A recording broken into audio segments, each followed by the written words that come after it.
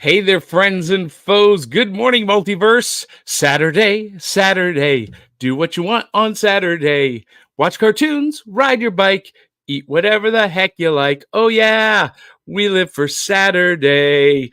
Hey there, friends and foes. Good morning, multiverse. This is Back of the Cereal Box, the pop culture podcast that celebrates the fun of the Saturday mornings of our youth.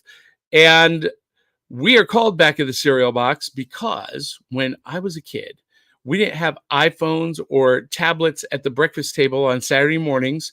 We were reading the back of the cereal box. That was our world. That was our newspaper. And that was all happening on Saturday mornings. Saturday mornings were about big bowls of cereal, cartoons, comic books, kaiju movies. And in between cartoons, comic books, and kaiju, we were reading the back of the cereal box. And that's what this show is all about. Nostalgia fueled memories. And this morning, we're discussing a forgotten classic, the DIC animated Saturday morning series, Pole Position. If you remember Pole Position, you're going to want to jump in our chat, come into the rec room, and contribute. If you don't remember Pole Position, woo, this is going to be a fun episode for you to learn about something brand new. Now, this is kind of a special episode this morning because Willow is at work. As a matter of fact, I guess I should announce this right now. Willow is taking a step away from the show for a little while because she's got a job that has now scheduled her on Saturday mornings. So she can't be with us for a while.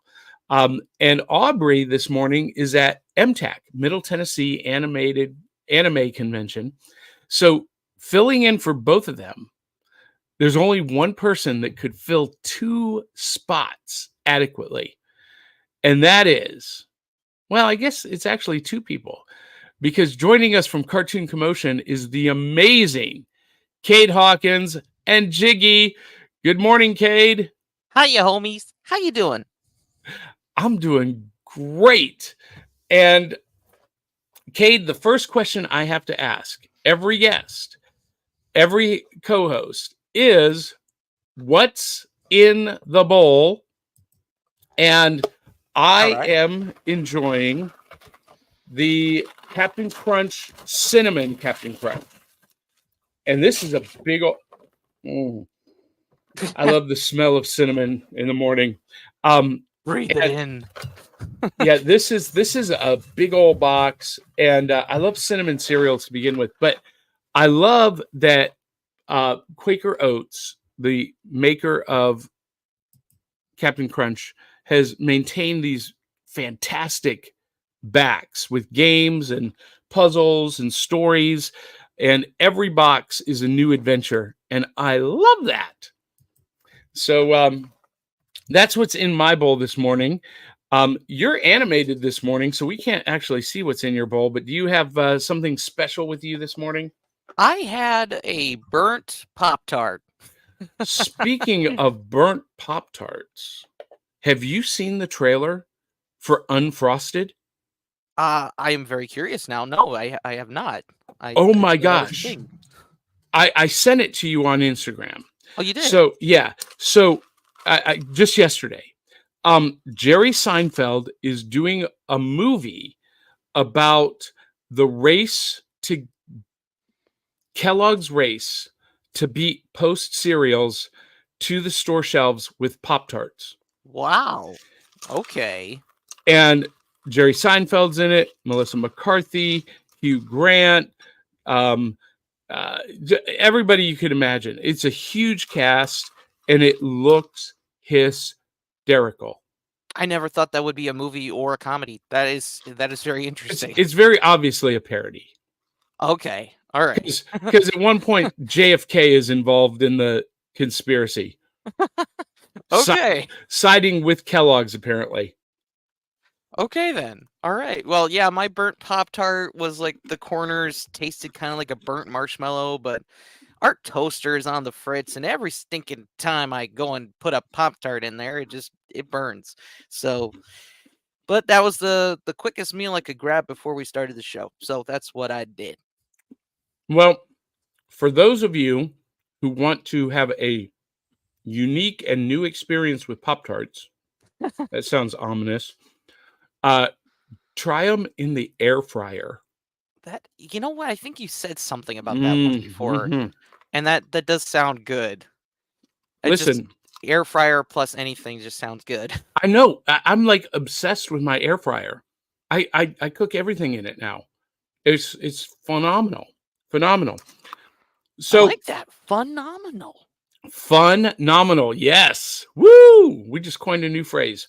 We're gonna make a dictionary of the cereal box. Cereal box dictionary. There we go. And you know, that's been like one of my favorite words for decades. Since I was a teenager, I've used that to describe things. You know, fantastic, phenomenal, but phenomenal. I love it. I love it. I love it. We should get t-shirts. Yes, we should. Yes, we should. And for all of those of you who are in the audience this morning, let us know what's in your bowl. Comment, and we'll address your comments. And some of you actually support the show financially. You are our Cereal Box Super Friends, Eli Cash, Phoenix Sisters Entertainment. They just changed their name this week. Sharice Collins, Dave Mattingly, Valerie Davidson, Jeremy Bell, a brand new patron at patreon.com, Angelina Vaquera Link, Day One Comics, George Soroy, Larry Amiet, Elliot Latham, Robert Alsop, Clyde Hall, Chris Vaglio, and Dave Manginelli has joined our Patreon Super Friends as well. And I need to put his name up there pretty soon. Cade, this list of names, if my wish comes true, it would take us an hour to list the list of names that support us on Patreon, but I'll continue to do it as long as you guys continue to support us. And you can have your name in lights at patreon.com/cerealboxpodcast. You know what? I feel like this is the first day with my new tongue. Actually, I did bite my tongue last night. You ever bite your tongue? Yeah. Oh, yeah. Yeah. When you wake up when it's like you bit it in your sleep. Yeah. Oh, man, that's horrible. That is the tippy tip. And it hurts like a bugger this morning. This show is also sponsored by the Tales of the Decoverse series, available Amazon, Barnes & Noble, wherever you get books. Check it out. And we've already got some audience comments. So let's see who is joining us in the virtual rec room. Willow is joining us from on remote on her way to that job. Good morning, everyone, says Willow. Good morning, Willow. Morning. Zentron says, good afternoon, fellow cereal boxers. He's in England, so it's afternoon for him. It's always the right time for cereal and cartoons. Mm-hmm. Always. Doesn't matter what time of day you're located in your time zone. It's always the right time. Coming at you live. Yeah, you read this, Cade. All right. Cereal. Coming at you live from not my secret headquarters in Diggle. Oh, dude, that I'm gonna get caught up on that word, that name of the town, whatever that is. I'm gonna get hung up on that for the rest of the day. That is the best. Diggle, Manchester, UK. But at my computer, working on my She-Ra episode redraw. Oh, okay. So you're like redrawing the actual episode, like maybe a cell from it or something. You gotta elaborate. We need some more elaboration. Zentron does cartoon restorations. Oh, okay. All right. And sometimes continuations. Oh, he created a final episode for the Dungeons and Dragons cartoon. Oh wow, Zentron, you got to try what's that? The Silver Surfer. You got to do the ending for Silver Surfer. There's a whole script out there. They scripted it, but it was never finalized. It never happened. And it's sort of like it's basically the start of the next season, but it actually is the conclusion of the previous season. So it's basically the final episode. It would be awesome to see that like drawn out or animated or whatever you can do for it. That would be excellent. We should talk. Yeah. Now, for those of you who don't know Cade, he hosts Cartoon Commotion, and you guys did in your previous iteration You did Yeah. an episode about Silver Surfer and how weird it was, but really, Silver Surfer was so far ahead of its time. Oh yeah. I feel like it really should have come out like in recent years. It would have been received a whole lot better. Yeah, the shame of the Silver Surfer was really the fact that I think it was Saban that made that. They did not. Well, I think it was actually Marvel that did not properly communicate with Saban that they were out of fundage, and so the whole thing went down the drain. Um, it's really a tragedy because Silver Surfer is right up there with X-Men 92 and Spider-Man. What was it, 90, 93, 94? Yeah. It Like was it's right up there with them. it was part of that whole animated MCU in the 90s with Fantastic Four, X-Men, Spider-Man, Iron Man, the Hulk, and although I don't think Silver Surfer ever crossed over like the other four did. No, the Fantastic Four also didn't really like. Fantastic Four and Iron Man had their own shows going on, and the first two seasons of that, oh, very confusing.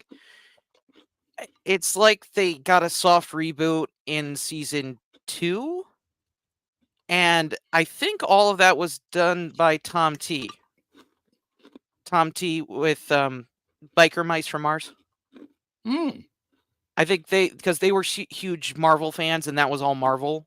So like they like whoever was like working on that show, they're like, you guys know this better than we do, and they set them up to finish it or something like that. I'm gonna have to do some more research before I can go ahead and make a video on that, but Well, pretty sure. there was a crossover. I don't know if it was one or two episodes with some of the X-Men characters, some of the Fantastic Four, Iron Man, Yeah, and Spider-Man, and a lot of people consider that the first MCU. basically. They do, but I don't. Well, so I like consider the first true MCU iteration of the MCU to be the original Spider-Man and His Amazing Friends. okay, that does make sense because Yeah. there were a lot of crossovers in that Mm-hmm. too. But I think it's the Secret Wars event that they're referring to. Probably. That was in Spider-Man. You remember? No. Okay, so like he got so Madam Web and I think it was the Beyonder. They were like the main two interdimensional beings in Spider-Man of the 90s. So I have a confession to make. Okay. I was in college when those series were on, and I hated the animation. I hated the Okay. animation style. And I could never bring myself to watch them. I have seen individual episodes, but I've not seen the full series on any of those 90s Marvel series. Oh wow. Yeah. Okay. I don't know why. It never resonated with me. And look, I'm a Marvel shill. I love everything Marvel and MCU, but for some reason, the animation style just did not grab me. Okay. All right. I mean, it's fair. You got your own taste. That's fine. It's just yeah, I guess for me it's the opposite. Like I like drawn to the cell shading. I love it. But Well, I did too, but what I'm specifically referring to is the characters seem very blocky to me, very over exaggerated, and they use such heavy line work that just for me didn't work. But that okay. was just me. Now, the new X-Men 97, have you seen it yet? I have not. I do not have Disney Plus. So Oh, Cade. Oh my gosh. So imagine those character models. okay, so But I have seen the trailer. yeah, the character models, but with updated animation technology and better story writing, better voice acting. It's unbelievably good. I'm hooked. Well, I'm all right. hooked. All Yeah. right then. So let's see. Dave Mattingly is Well, it is joining the us. morning. Yeah, with Good Morning Box Tops. Good morning, Dave. Glad to see you. And Zentron says yes, he's doing the full episode for Right She-Ra. on. Right on. He said there were a lot of people who worked on Dungeons and Dragons episode. It wasn't just him, but Oh, okay. he did. Though myself, I'm doing a 4K redraw of the Dungeons and Dragon episode, The Dragon's Graveyard. Okay.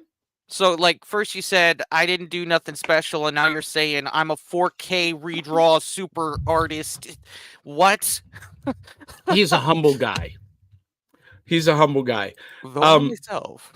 Willow is joining us and says the first 90s Spider-Man was great. The CGI version was a turnoff for me. Yeah, I understand. I understand. Like, if you're referring to the web swinging scenes, they were a bit of a throw. Like, they kind of threw you off a little bit because they were. It's like you get this 2D cell shaded, like refined art, and then you get all of a sudden you're in a video game. So I do understand the changes were a little.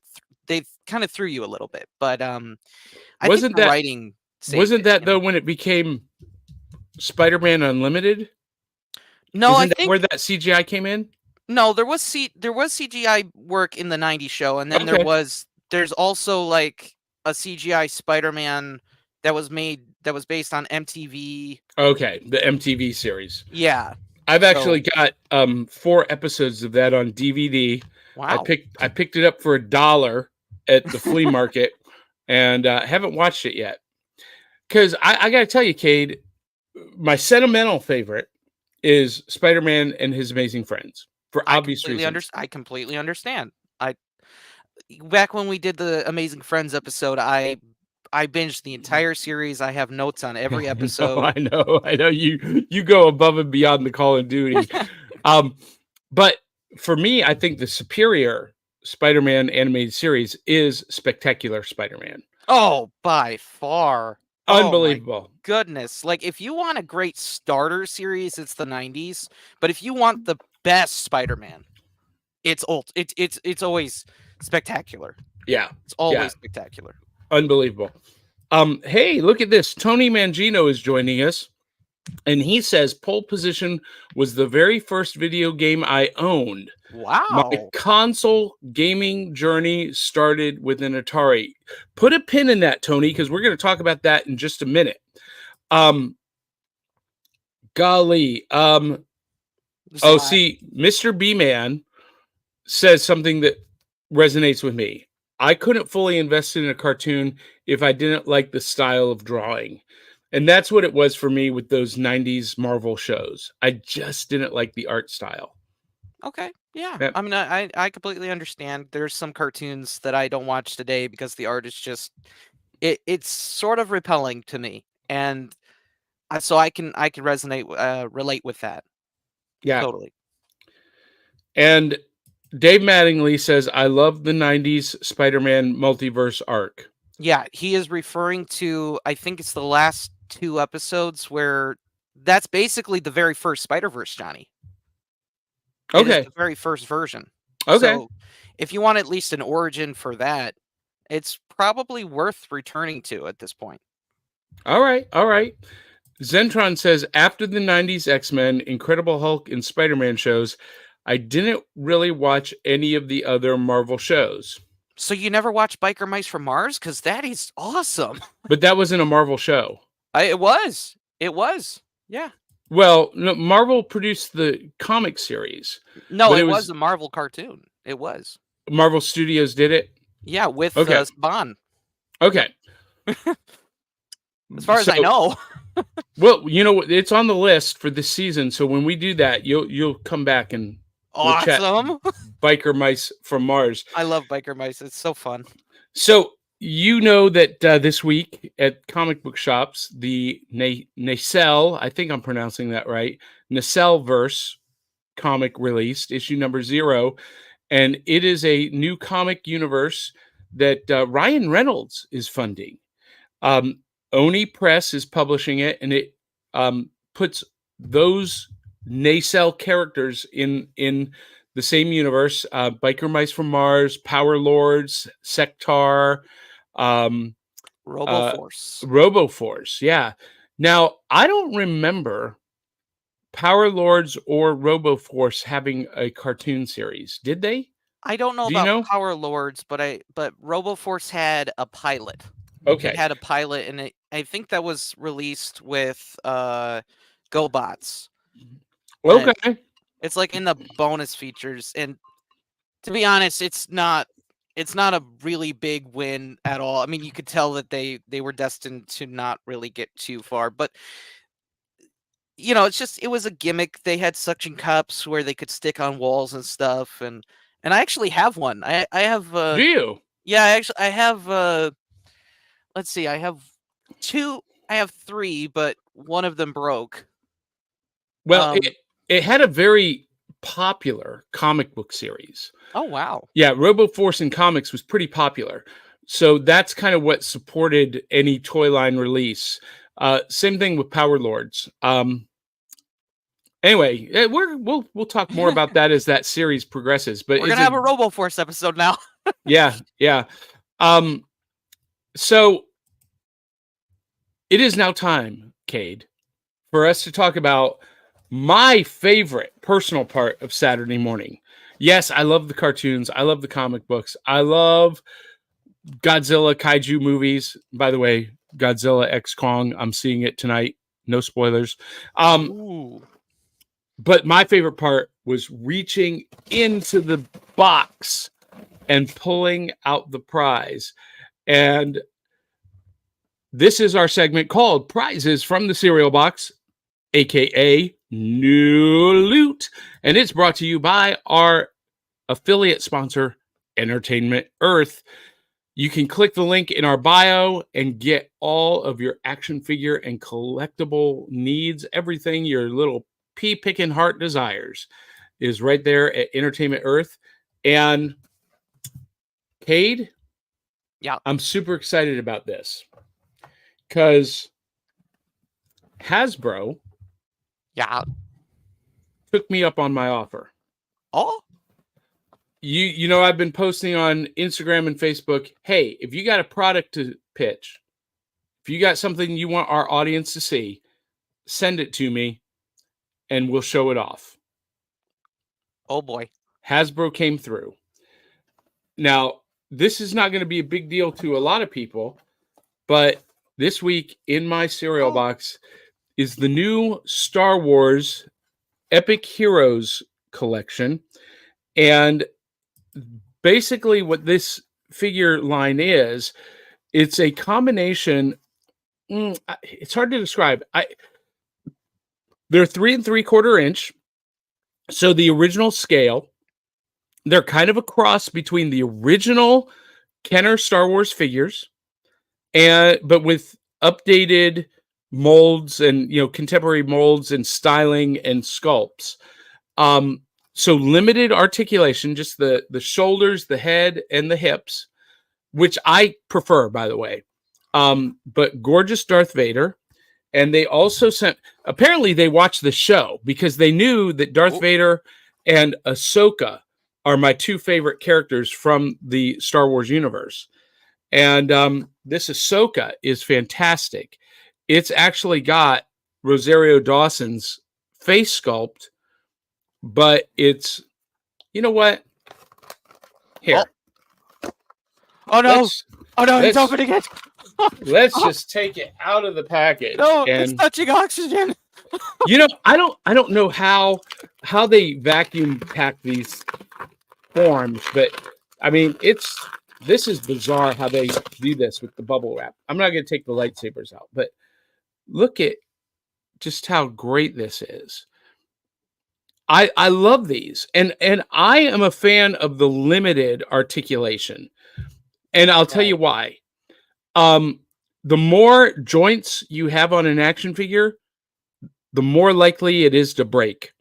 Okay. And so the fewer joints you have, the sturdier it is.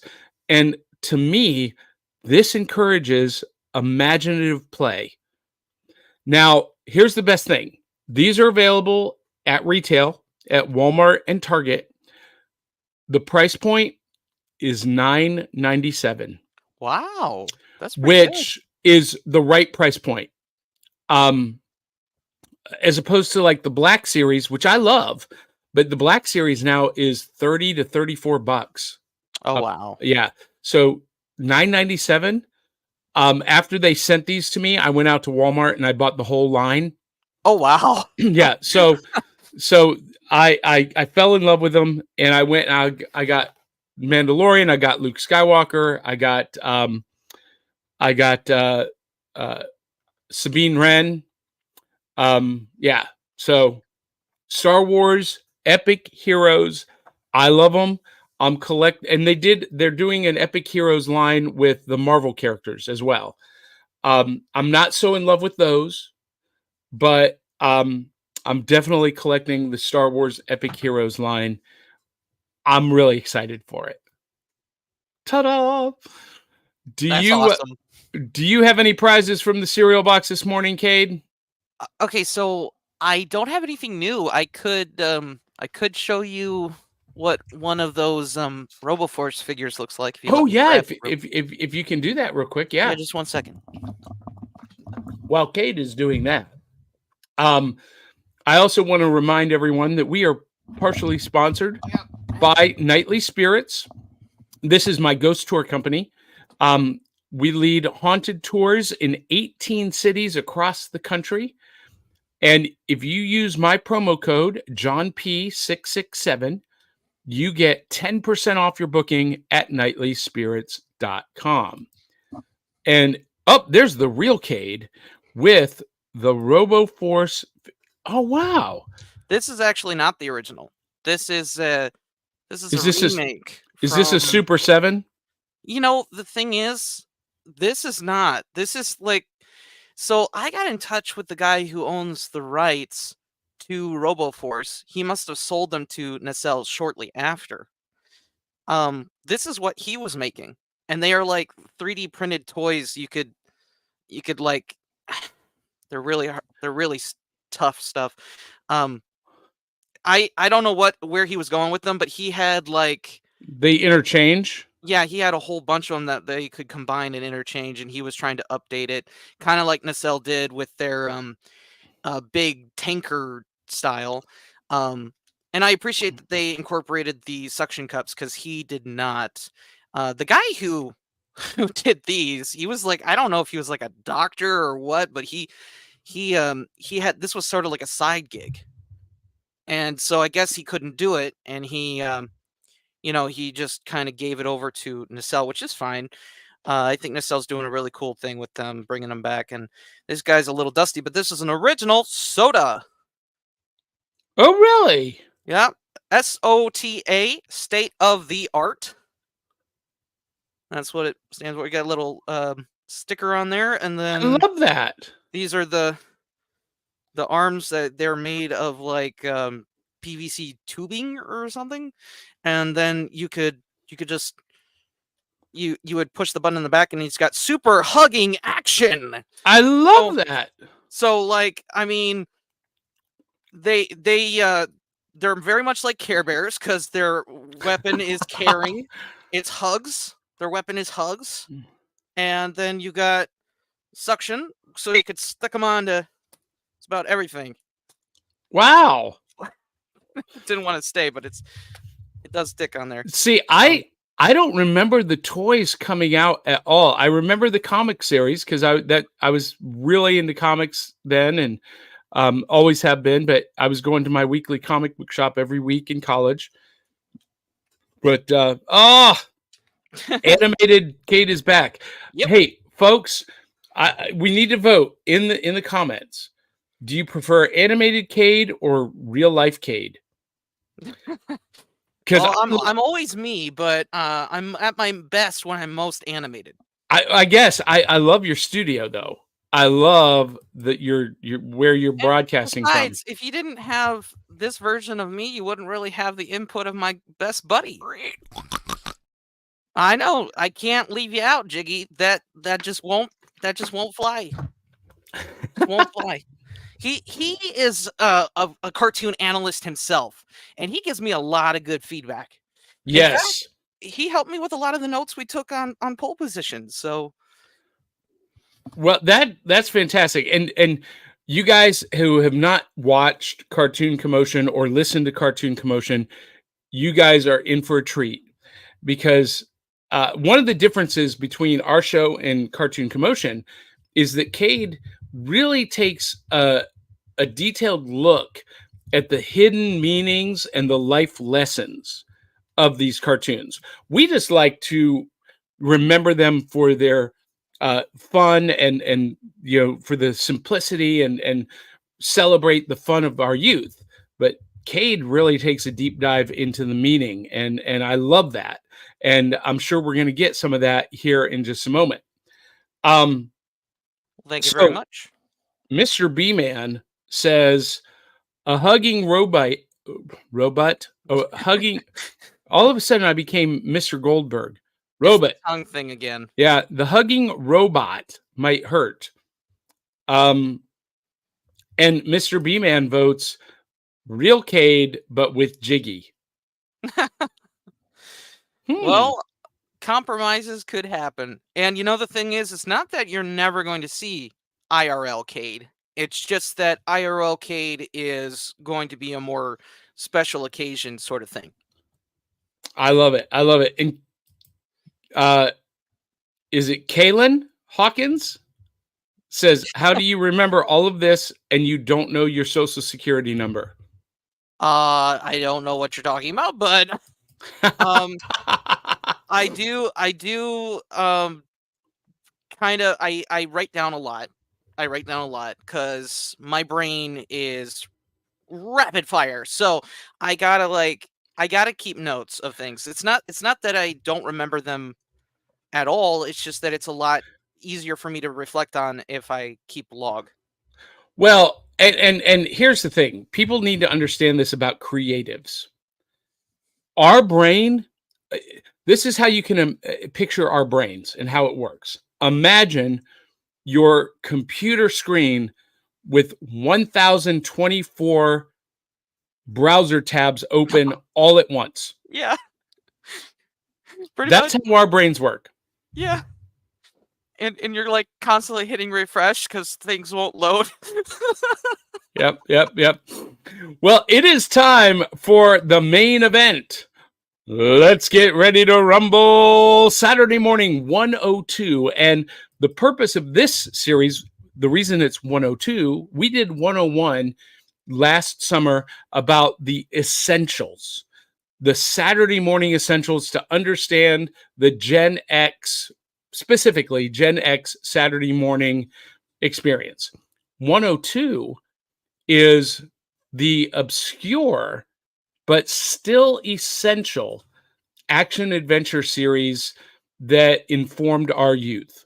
So the show that we're talking about this morning is Pole Position, and it definitely fits in that category of what I would call obscure but essential.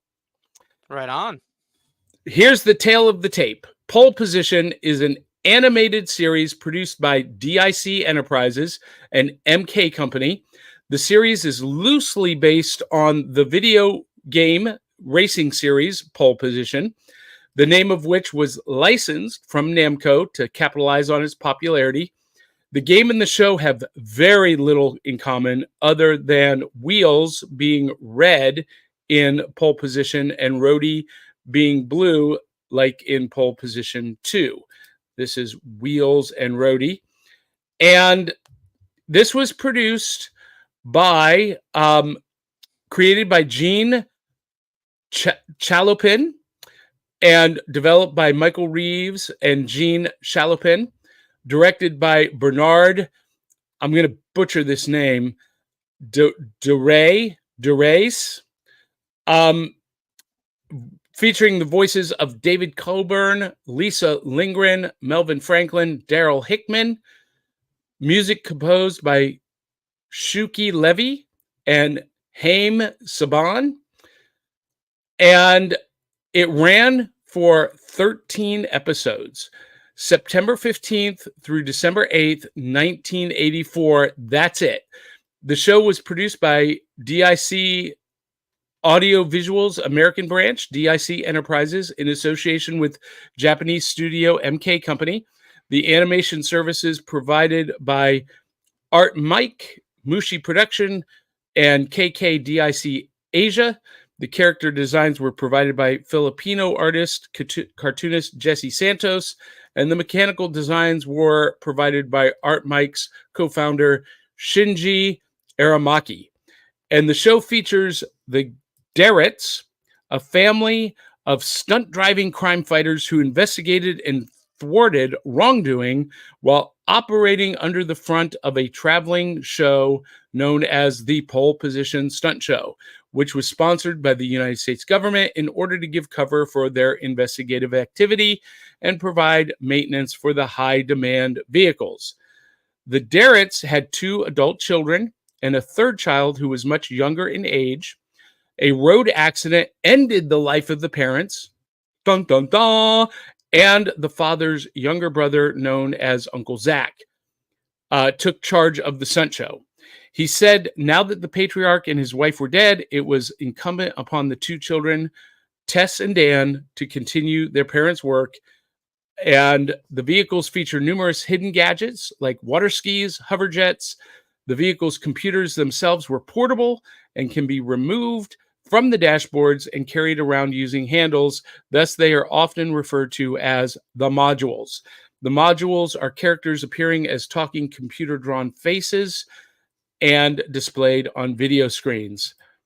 I think this is Wheels. Looks like it. Yep, that's Wheels.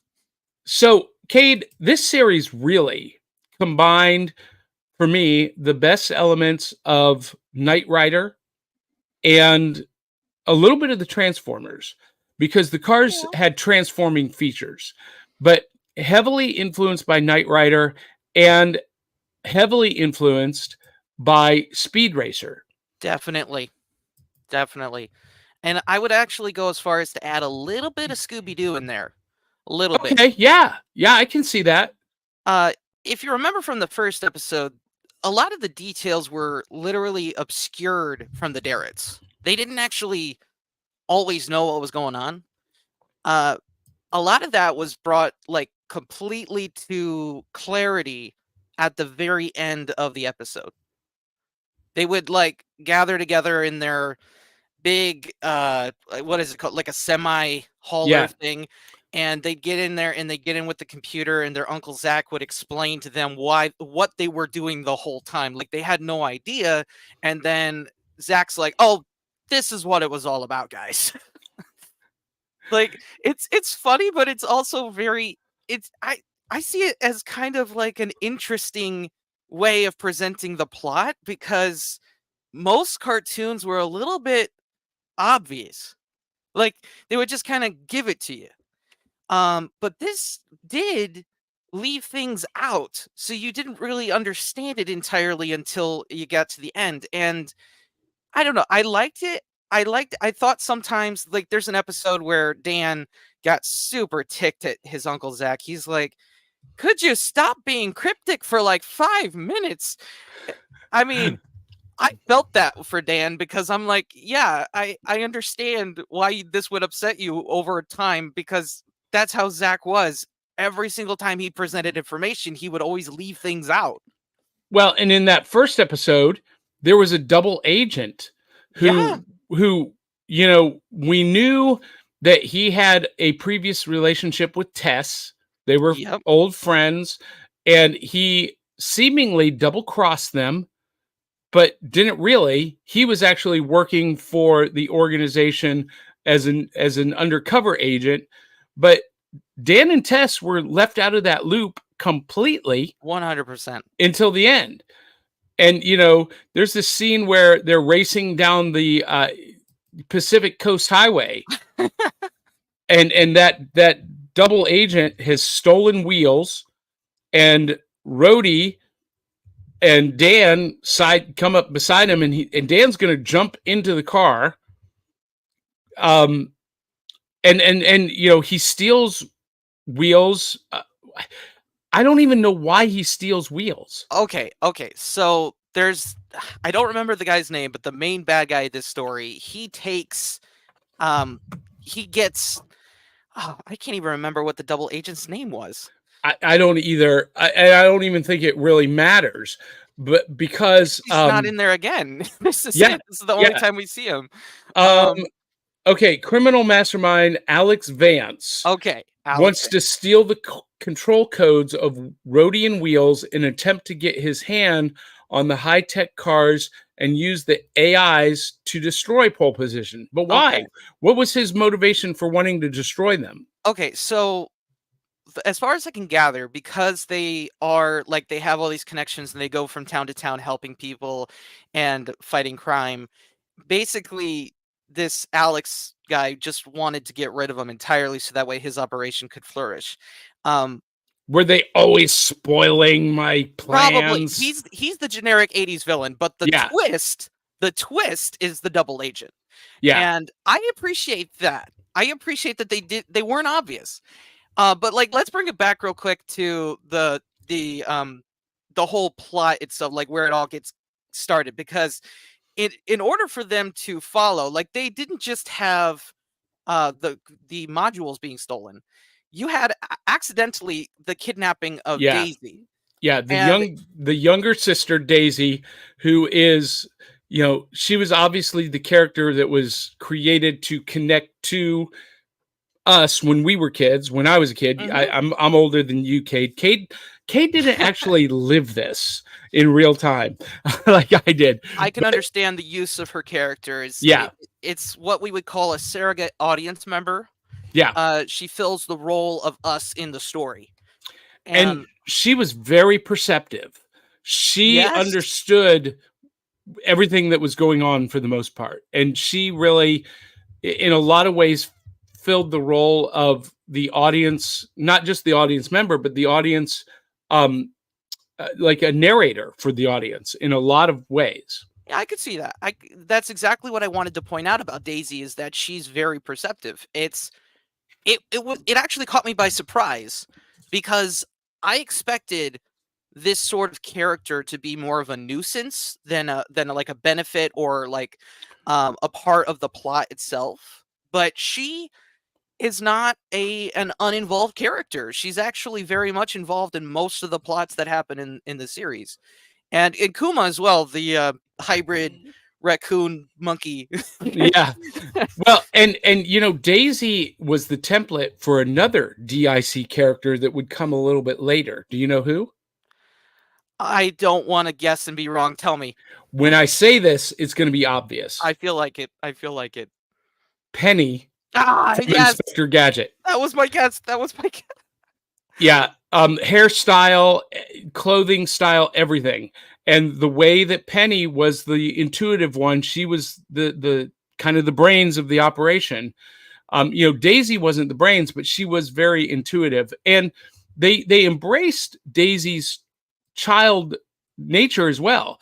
This scene is Daisy playing dress up with the modules of Wheels and Rhodey on, because they come out of the car, they're handheld, and she puts them on these mannequin stands, which I thought was kind of cool that they had those mannequin stands in the truck, because then it just made Wheels and Rhodey more human-like.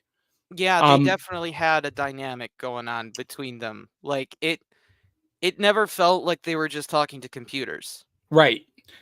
And I like that they could take the computers out, the modules out. That's something that Knight Rider didn't have.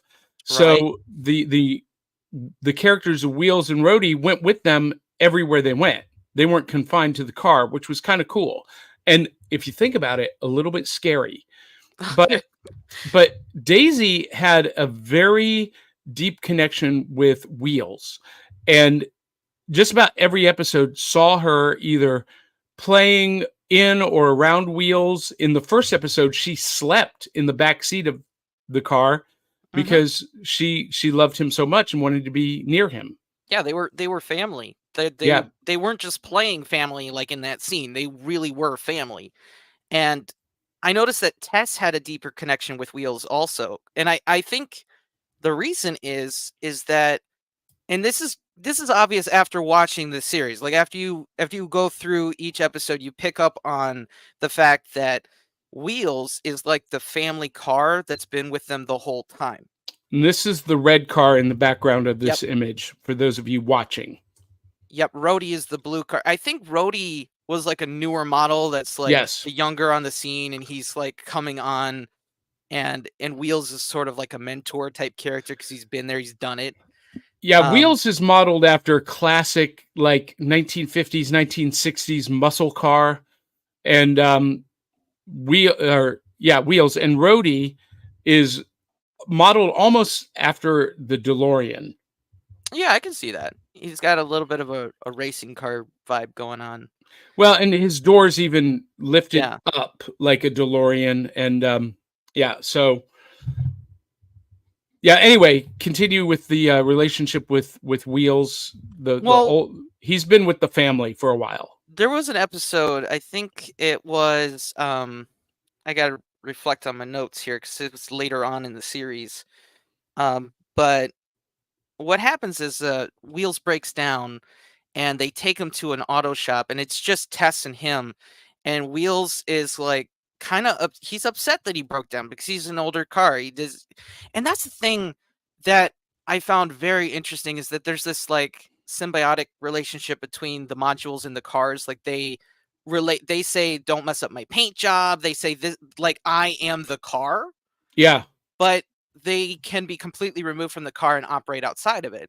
So and maybe even installed in a different car. exactly. And I kind of feel like if they kept the series going, like by the third season or so, we would have even seen them switch cars or something. Mm-hmm. But the way that they act is that they are the car. And in this episode, Wheels breaks down, and Tess is just like, no, we like, because Wheels is like, understands like if they would just leave him behind because he would be holding them back. And she's like, no, we would never replace you, we would never leave you. So you can tell that there's some like strong love between them and Wheels.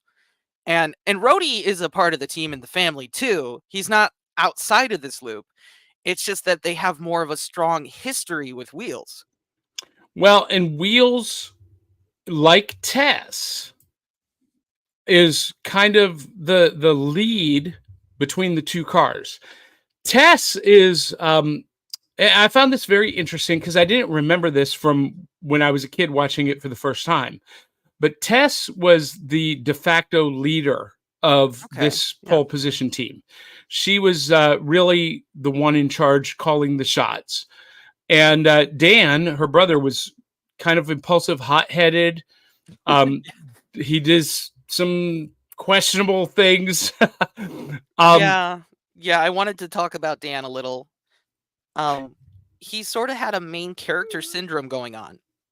Like okay, he thought and acted like he was the main character, even though he wasn't. Do you know what I'm talking about?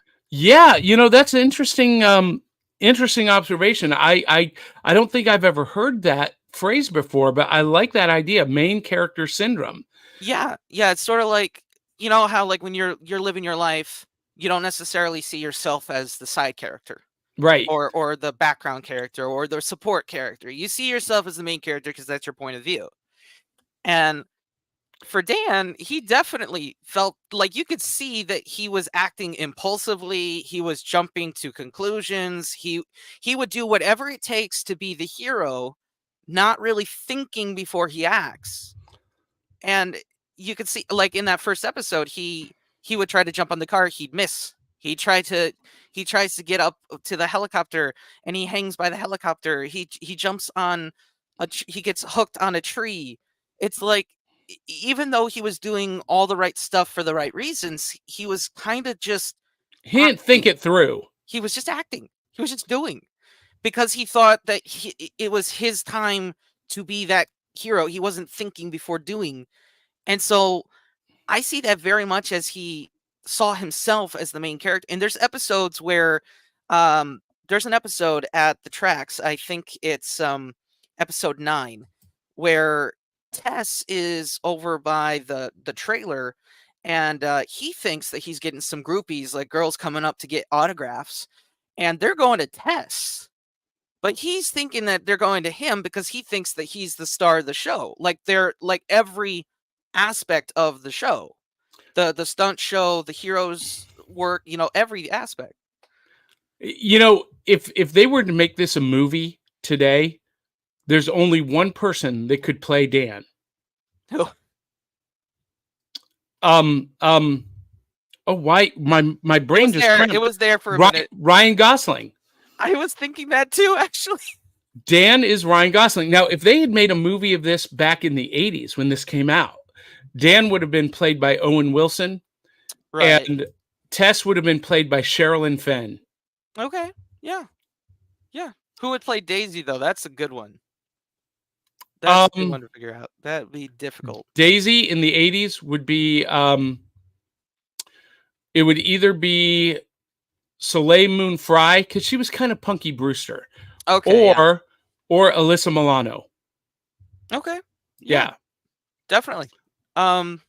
Daisy, like I said, took me by surprise. Very underrated character. Like she in the first episode, she catches the double agent who we forget the name of.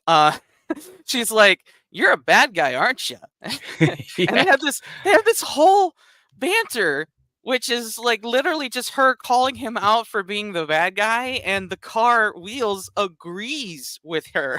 Like, yes, he is a bad guy, Daisy. In this situation, and just about any other cartoon, this would be very annoying. Yeah. But here, it is sweet. It is very well written. I think the writing pulled off some of the best jokes because they weren't obvious. I don't think some of the jokes were intentional either. No, that's true. That's true. And they become funny because of some of the delivery. By the way, Wheels, I just confirmed this, is a 1965 Ford Mustang. I was thinking Mustang. Man, all my inside thoughts need to start being outside thoughts because I'm getting these things right and I'm not even saying it. Yeah. Now, here's what struck me about this show. And then we're going to go to some audience comments and get some more commentary from you, Cade.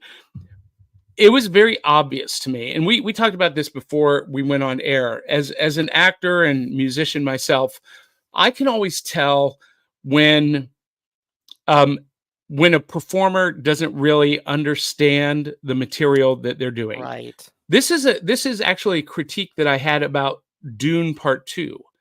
I didn't feel like the actors actually understood the story that they were telling, because the way they do film movies today, they film them in siloed sections, and you don't necessarily see the whole picture until the end. And that was very obvious to me on this series, that the actors were just reading lines off of their script, probably in separate studios, never met, and never, reading the lines with the animation and not knowing what the story was. In stage productions, we call that when you get just your lines, it's called reading sides.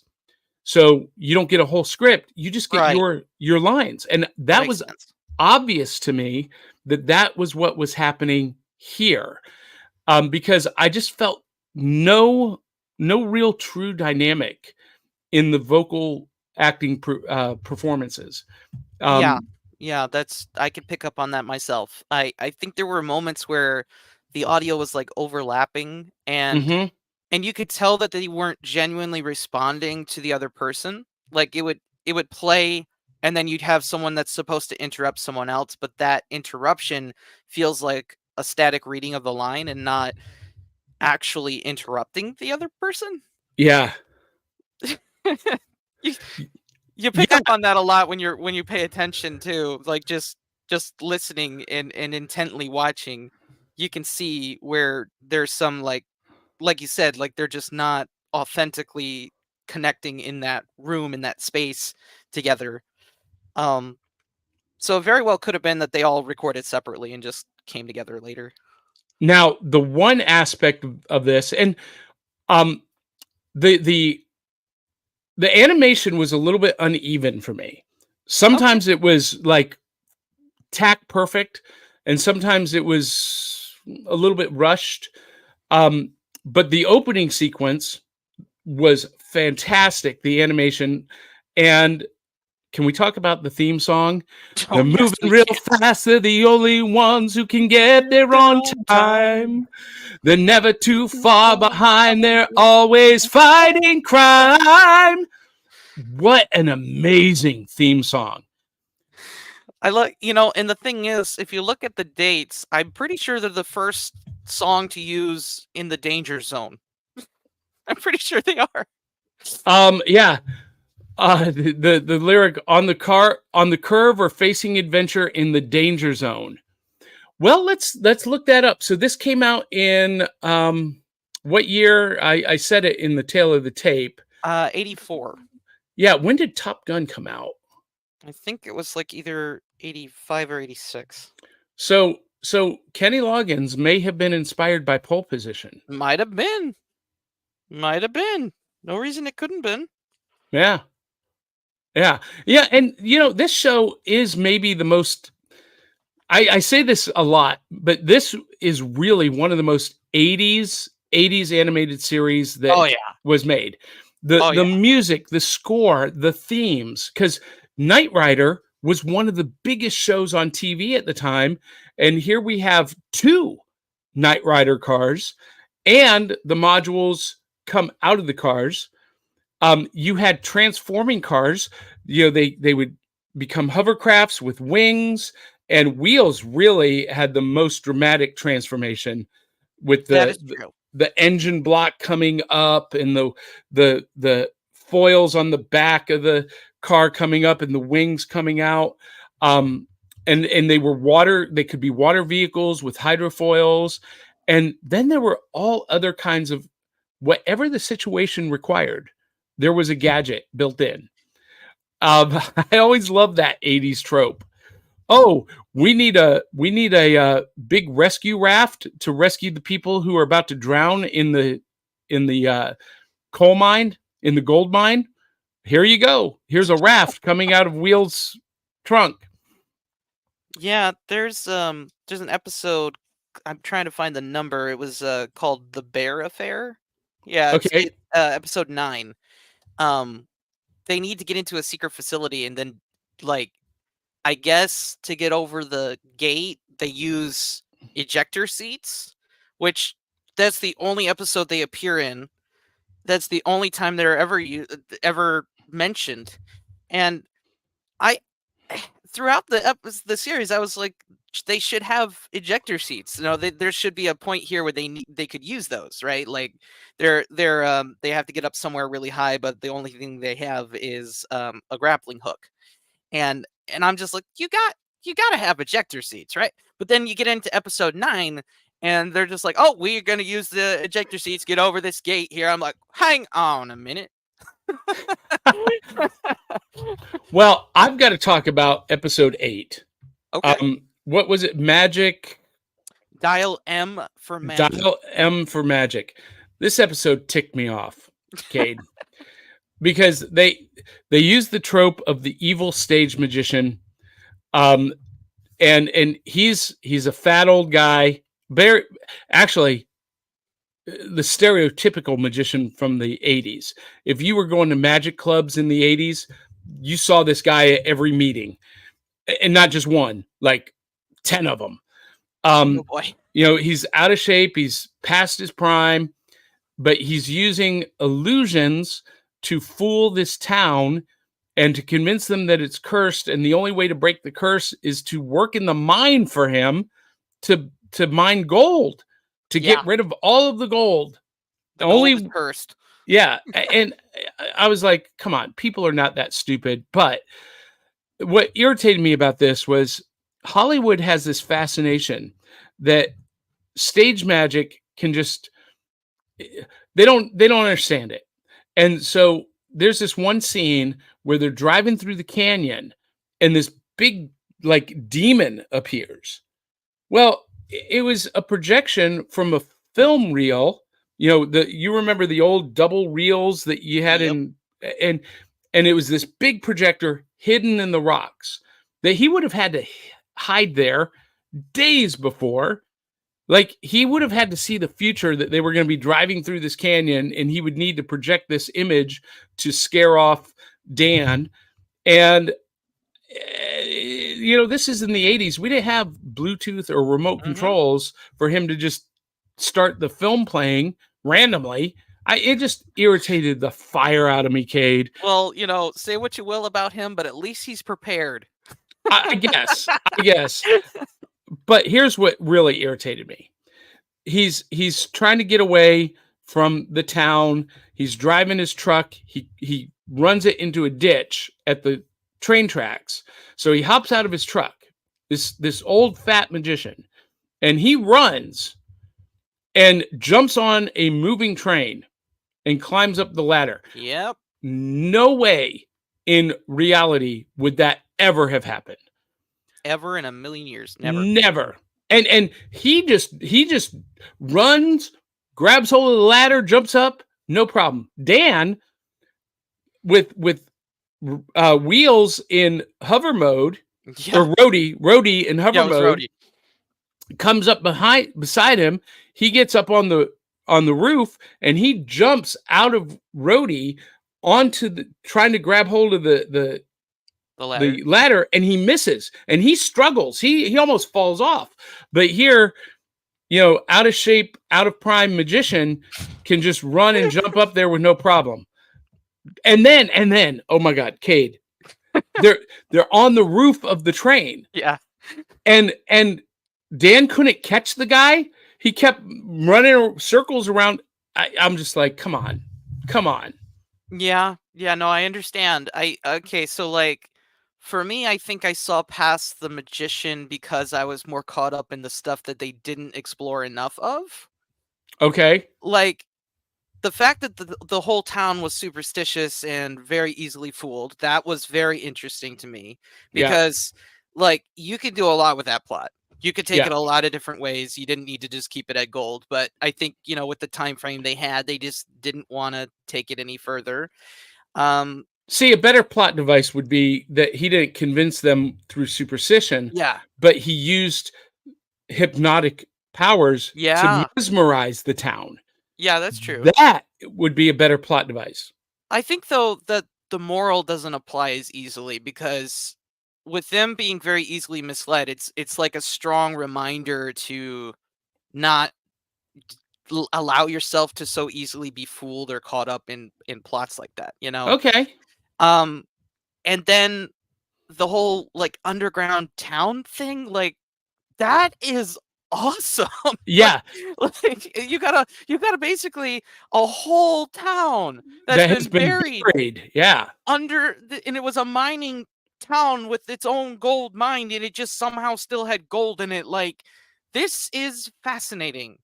We could take that so many places. You could say that it's cursed. You could say that it's haunted. You could say that there's this whole like underground culture there where people have been living for centuries or years. Like, so many ways you could take that. But the problem that it had was that it had this limited time frame with the story that, it had to operate a certain way. So it's like, it's a great idea, but the execution leaves something to be desired because there wasn't enough time to explore it any other way. But just all around, I just all around fell in love with the strange subplots that would just take you in to areas that are not commonly explored. Like, I mean, so my brain is like, I can see the predictability. I can see it all coming. And I'm like, I know what this is going. I know that guy's going to be the bad guy. There's going to be that. Like, there's in the episode The Race, they meet the bad guy like immediately, and you're just like, that's probably the bad guy. Yep. But the story is fascinating because he's hiding this microchip in a game that he gives Daisy, and the roadie tries to cheat at the game by downloading the game into his memory. And so you got all these little things going on that aren't necessarily like obvious. Like, you're not sure where that's going. Well, and think about this for a minute. In the mid 80s, we didn't really have computers like we do today. Back then, it would have been like the Commodore 64, or Right. what you just had at school. So here's a plot that is almost prophetic in that Daisy's getting a game that is infected with a virus. Right. And Rhodey basically uploads it into his operating system. That was a little bit prophetic for this age. Yeah, it definitely was not.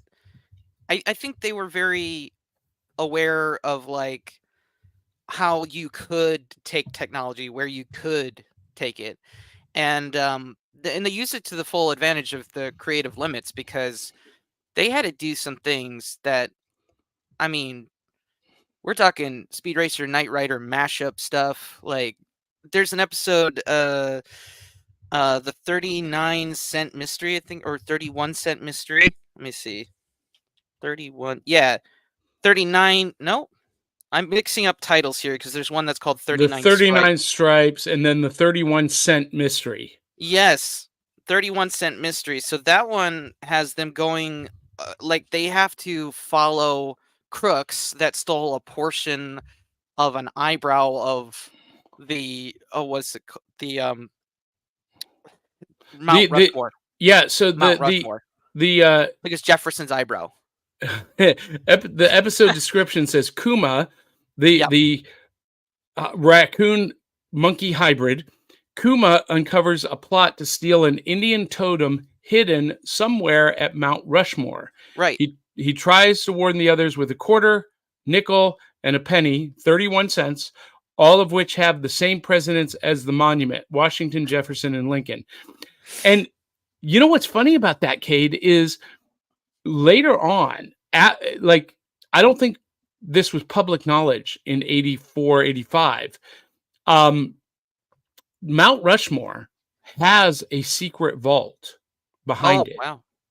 Yeah, I think I've heard of that. Yeah. It's come out in recent years. Brad Meltzer did a whole episode of his show about it. And we don't know what's in there. It's rumored that there are, original copies of the Constitution and the Declaration of Independence. We don't know. But that Mount Rushmore was built in on Sioux territory in the Black Hills, Indian territory. So, this episode is diving into some modern conspiracy theories. And I wonder if they even knew that. Well, I mean, I could see that they were using that plot a couple places, like Richie Rich had that in the movie. They had that vault behind I think it was behind Mount Rushmore. No, they had their own Mount Richmore or something. But so in the episode, this is the thing that I got. There's a part where there's a subplot where a little boy is with his mother, and they're apparently on vacation, and they're very wealthy. And he's like looking through the binoculars at Mount Rushmore and watching Dan dangle from a rope on the nose, and he's like, Mom, there's a man dangling from Jefferson's nose. And she's like, yeah, sure, honey, sure, no problem. And they leave that, and then they come back to it. they have a scene where they're chasing the bad guys over the dam, and in the waters of the dam, the rich kid and the mother are on a boat, and they're watching them drive across the water, and he's like, Mom, they're driving across the water. And she's like, sure, honey, sure. Just like, it's the same bit again, but I loved it because it was so, it was like, it was a running gag that I did not expect to see more than once. I really didn't. I thought they're just going to throw that away. That was funny. They're not going to do it again, but they did. They repeated it, and good on them, because it was hysterical. That's funny. And like, there's another episode, The Bear Affair, where Daisy receives a talking teddy bear, which is pointing out mysterious clues about a factory. The writers had to have been inspired by Teddy Ruxpin, Probably. The most horrifying toy ever for a parent. Yeah. Because you can just imagine, as a parent, Teddy Ruxpin coming alive in the middle of the night. You must kill mommy and daddy. Oh my goodness, no. Oh my goodness, no. Yeah. And then So, the cassette tapes would get warped. Like, yeah. the All right. So those. we need to get to some audience comments here. So we've got a lot. Oh yeah. Mr. B-Man says, I used to play the game. I didn't realize they made a cartoon. Looked it up, and the cartoon was loosely based on the game. Correct. Yep. Basically in name only and color scheme only. Zentron says, I wasn't sure if you saw my bit of trivia. Tess is loosely based on Go Mifune, a.k.a. Speed Racer from, well, Speed Racer. Okay. Yeah. Okay. And you know, I mentioned this earlier, Cade, that Tess was the de facto leader of the team. But you got to remember, folks out there listening or watching, in 1984, women did not lead action adventure teams. That's true. That was a pretty progressive concept. Yeah, and she had a really good episode 10, that was To Clutch a Thief. Yep. Is where she goes back to her hometown, and I want to say that one's very touching because it kind of utilizes the bittersweet effect of nostalgia. It shows you how she wants to like return to simpler times, and then it also shows you how she's moved on from that. Some deep stuff in that episode. And yeah, deep themes of jealousy and holding grudges and deception. Yeah. Yeah. And, you know, I'm always amazed when you pick up on these deeper themes on these 80s shows. They're there, but sometimes, you know, it's really easy to miss them, especially in our adult lives today, because a lot of this stuff, you know, even when we're researching it, we'll put it on and let it play kind of in the background. We're half paying attention, or, you know, we're as adults with kids, they're watching something, but we're not really watching it with them. And so we miss a lot of these themes. And I think it's important to go back and watch these shows with new, fresh eyes. And well, so like I appreciate that. The way you got to look at it is like these nostalgic cartoons are very therapeutic and stress relief, like loaded with stress relief. Why? A lot of the times we don't ask that question. We're just kind of like, we're passively engaged. We're passively. And what my show does is I structure it so where it shows you what you miss when you're not so there's passive engagement, and then there's I'm losing the word here, but it's basically like it's when you're paying attention to the details that evoke those feelings, that bring that stuff out. So active listening, actively engaged. That's it. Actively engaged. So you get passive engagement, and then you get active engagement, and it's just basically just paying attention and consuming it for what it's supposed to be, but also like getting those details that you would miss when you're not actively engaged and you're just casual, like you said, having it on in the background and just enjoy it. Like, that's fine, but there's always something more. There's always something deeper. And when you can pull that meaning out, it can mean so much more to you. Yeah, I agree. And Kaylin Hawkins says, Johnny, are you taking the magic personally? Yes, I am. Well, he is a magician. Yeah, not everyone knows that. I am a former champion magician, and I still perform nightly here in Nashville. I did some magic last night for my Ghost Tour guests. And Zentron says, and whilst I'm not in any place to proceed forward, too much on my plate presently, I will be doing a faux pole position reboot intro sequence at some point. Can't wait to see that, Zentron. You got to share that with us. And he also adds, Zentron says, a little secret about the city of Manchester here in the UK. There's another city beneath it still there, though the city council sealed off the last entrance the other year. Well, here in the United States, Zentron, Seattle has another city built underneath it. The current city of Seattle is built on the old city of Seattle. And actually, you can go down into Old Town Seattle. Wow. They do I did not know tours, that. yeah, of the hidden city. And I want to say that either Baltimore or Boston has something very similar, but it's a big deal in Seattle. And Zentron says Mount Rushmore. Yeah. That's what it is. Yep. So hey, I want to encourage everyone to do what Aubrey Cavett did. She is coming to us. She's watching from MTAC, Middle Tennessee Anime Convention. She's Hi, there this Aubrey. weekend, cosplaying, getting photos and video. She jumped over to Facebook. And I want to encourage everyone to do that that's watching on YouTube. Jump over to our Facebook page at facebook.com/cerealboxpodcast. Just do a search for Back of the Cereal Box and post some thumbs up. Give us a smiley face, a heart emoji. Post a comment on that feed. The reason is because Facebook has granted us a monetization program. Ooh. And every time someone gives us a thumbs up or a heart emoji, we get a little bit of money. So it's called engagement bonuses. And you guys can help our channel by doing that. And if you want to have more like direct financial contribution, you can join our other Cereal Box Super Friends by contributing at patreon.com/cerealboxpodcast. $1 a month gets you access to all kinds of exclusives, like your own live stream.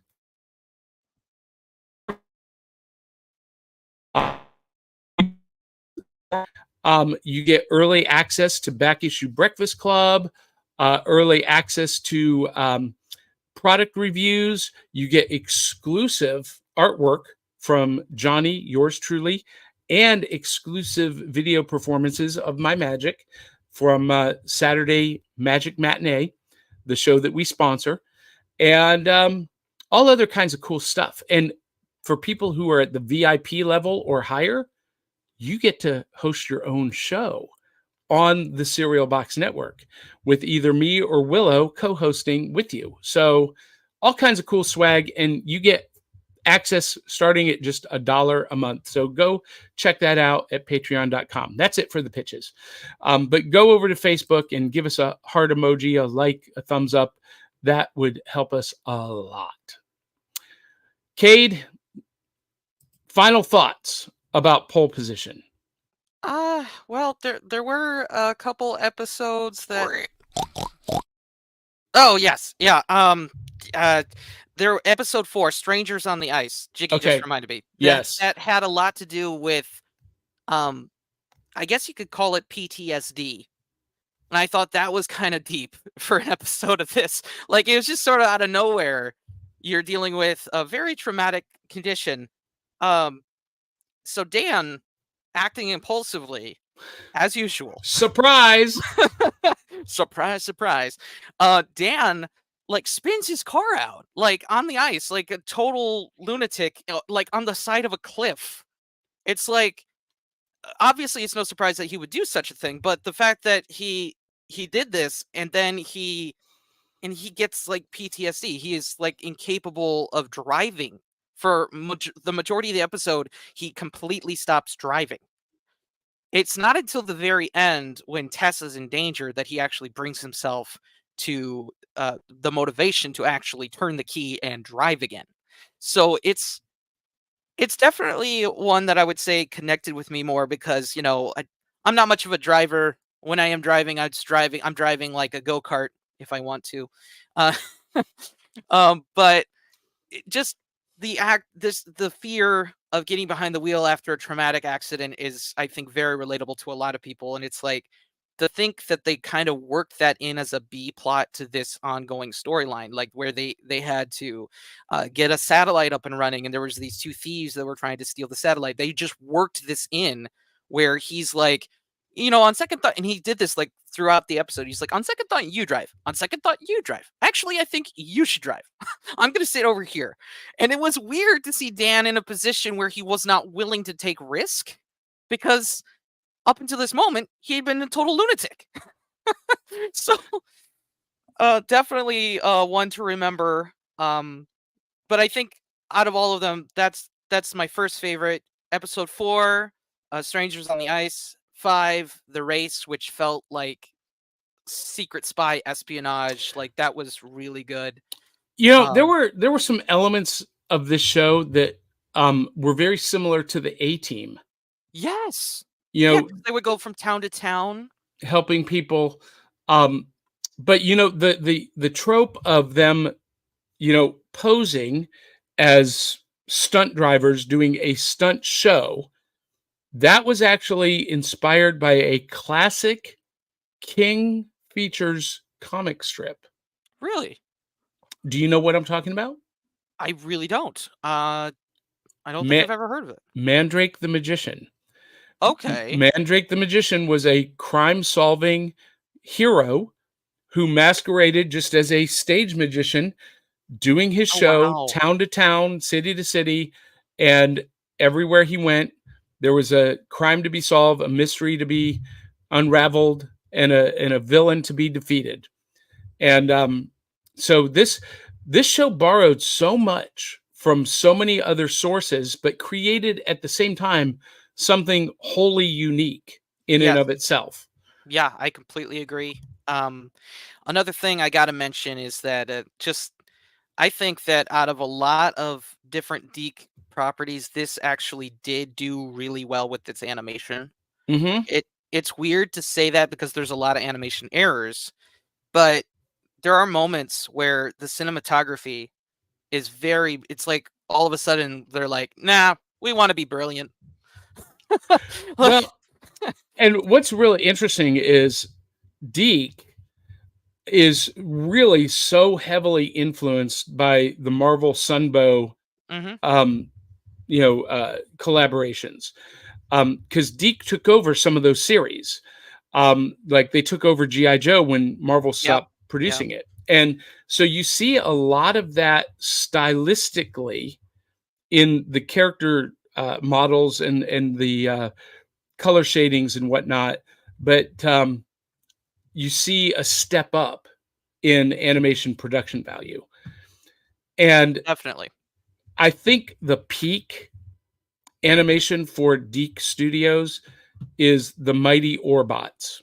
Okay. Yeah. And we're going to be talking about that, but we're going to be talking about it later on this season. But go watch the Mighty Orbots. We did an episode about it in our second year. Okay. But we're going to revisit it during this series, weekdays or Saturday mornings, 102. And golly, I'm having brain cramps this morning. Anyway, Saturday morning, 102, we're going to be talking about the Mighty Orbots again. And anyone who's never seen it, there's a reason why you've never seen it. It should have been a home run smash hit, but it was plagued by lawsuits and time slot changes, and it was a very short-lived series, but brilliant. And I think really the peak of Deke's animation. But go check that out. We'll have to do. And then, like, I know we've already touched on this, but can we just one more time talk about how amazing the music was? Oh, yeah. I mean, there were moments that felt like a video game, and then there were moments that felt like touches of rock and roll, and some tracks had synthwave that was just like, I mean, it is like a time capsule, or actually a time portal that will completely transport you into the mindset of that era that this was made within. It was beautiful. That's why I say it's maybe the most 80s animated series ever made. I mean, you really feel like, that whole MTV generation through this show. And you can see the influences of, that were in Top Gun. Oh yeah. Right into the danger zone. We're still not entirely sure if this inspired Top Gun or Top Gun inspired this. Yeah. yeah, because I'm pretty sure Top Gun happened after this. I think so too, but I'm not entirely sure. And I'm terrible at multitasking. So let's see. Top Gun. We'll look this up here on Wikipedia. You're going to hear it first here, cereal boxers. Was Top Gun inspired by Pole Position? Top Gun. 1986. Okay. So I'm going to say Top Gun was inspired by Pole Position. Pole Position. I love it. I can't stop. Like I love that you can sing that high because I can't. I'm kind of whispering. I'm like, if I really sing it that high, my voice would crack and it would sound terrible. But we'll do that. Do that again. Pole Position. What's behind this stunt show? Pole Position. What's behind this stunt show?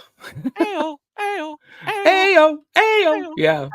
Dude, that song is killer. It is really good. To the max. I mean, so like, I found out about Pole Position, like, because everyone knows I'm younger. I found out about Pole Position like a year ago. I think because I mentioned it. Probably. And I remember watching the intro, and I was immediately hooked because that song is fire. This and the theme song to Mask, are like right on the same level. Although we got to wasn't Mask the same composer? I think it was. I don't think so. I could be wrong. I'll have to double check. Somebody in the audience will Google real quick. Let's see. Yeah, it was, dude. All right. Shuki Levy and Haim Saban. Well, you go. There you go. And Zentron says, "Go, mighty Orbots." Dude. Yeah. Love oh, man. Listen, I was obsessed with the Orbots. We're going to be talking about that more later this season. But right on. Wait, I think Dusan Mitrovic. What? Huh? Sendron? I don't know. What is that an answer to? I don't know. Clarification is required, Zentron. Context is everything. Well, as usual, we've gone over time, but I do that to you. I'm sorry. No, that's okay. Here's the thing. I could talk about this show and this stuff from Saturday mornings all day long. And, we only focus on 3 very small parts of Saturdays of our youth. We don't even get into wrestling and, some of the other parts of Saturday. We choose to focus on the cartoons. During one series, we'll do, the Godzilla movies, another series, but we can't talk about all of it. Yeah. Because the Saturday morning when I was a kid, Cade went like this. Got up at 7 a.m, ran down to the kitchen, filled up a bowl full of cereal, got the prize out of the box, or I poured out the entire box to get the prize out, and then sat down, and we flipped channels because, your favorites would be on different channels. So you had to kind of manage the flow. And then right around, so at 7 or 8, where I grew up, WWE, WWF Superstars came on. So we started the morning with wrestling, then cartoons, and then at noon, WCW wrestling would come on out of Atlanta, the best wrestling of the era. And that was the signal during the summer to go hop on the bikes, ride down to the pool, ride down to the convenience store, grab some comics. That was our cue to go out and stay out. Yeah. Or, if it was raining or if it was during the winter, that 12 o'clock when Soul Train came on, basically, or American Bandstand. Okay. I forget which one. Anyway, that was the cue to switch over to channel 43 WUAB for the Superhost show Oh and yeah. watch Godzilla movies. This is Superhost, my Yeah, hero. like I know I've heard of. You probably shared this. Yeah. And watch Godzilla movies. So that was like a Saturday for me. And we only talk about a small smidgen of that every week on this show. But anyway, It's the stuff that legends are made of, dude. It's the stuff yeah, that legends are made of. The cereal, the milk, the TV. it, Legends. yes, yes, iconic, iconic, and I hate it. I hate it that kids today don't have this experience. Yeah, yeah. I mean, I could share some ways that we could replicate this experience as best as possible, but it's very difficult.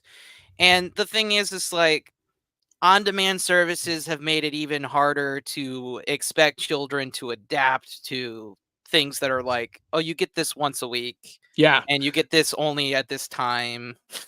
we learned prioritization skills. We learned time management skills just from having to choose what to watch, when to watch it. Because if you Yeah. missed it when I was a kid, when you missed it, Cade, you missed it. It wasn't coming out on home video or on streaming. No, I completely understand. I also had Saturday mornings growing up.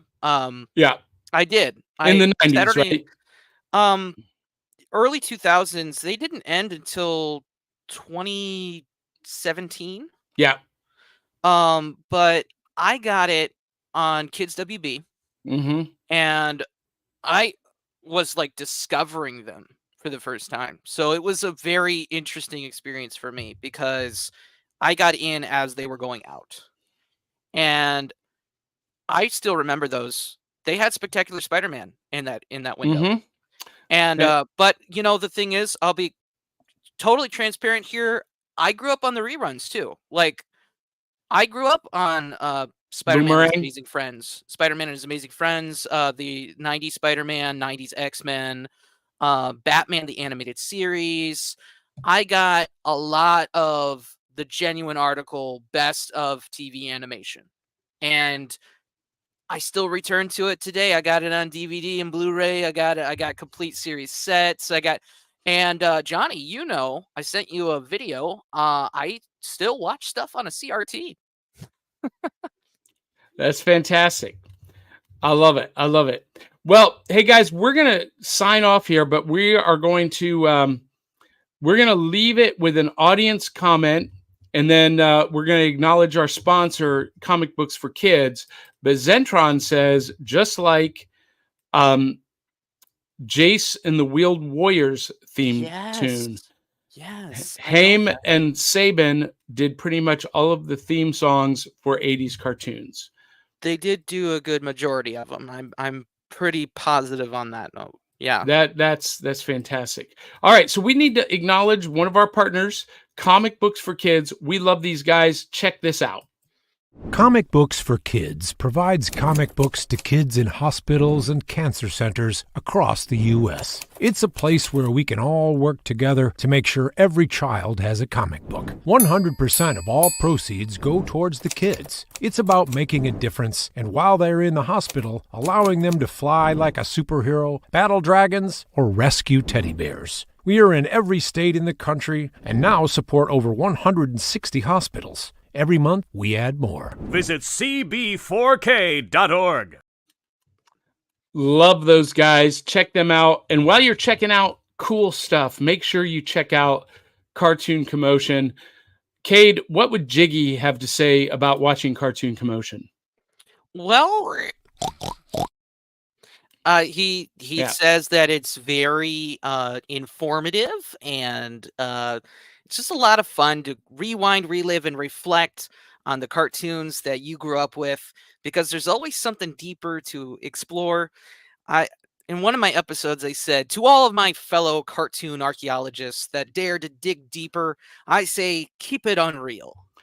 That's fantastic. And Cade is a true cartoon archaeologist. I love it.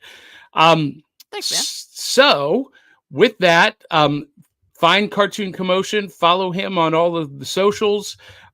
You can follow our show at backofthecerealbox.fun, backofthecerealbox.fun. And from there, you can follow us on all of the socials that you love, Facebook, Instagram, wherever you want to do the social thing, Twitter or X or whatever they're calling it today.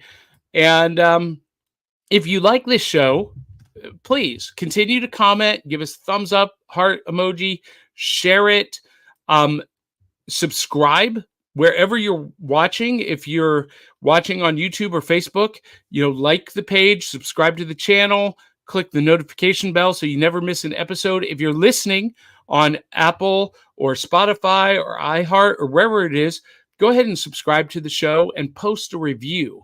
That helps us a lot.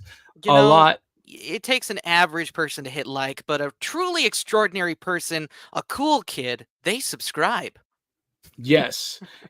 And Cade's channel can be found at cartooncommotion.com. So follow him and find him there. And backofthecerealbox.fun. And check out all of the other shows on the Cereal Box Network. Cade, we have a really cool show that's going to be launching in a week or two called Sunday Morning Superheroes with Hollis Thompson. It's basically Sunday morning lessons told through the eyes of comic book superheroes. That sounds excellent. Yeah, it's going to be very cool. Well, with that, guys, we are going to say so long, farewell, avidas and bonjour. And until the next time, love you, mean it. We'll catch you on the back of the cereal box because it's like this.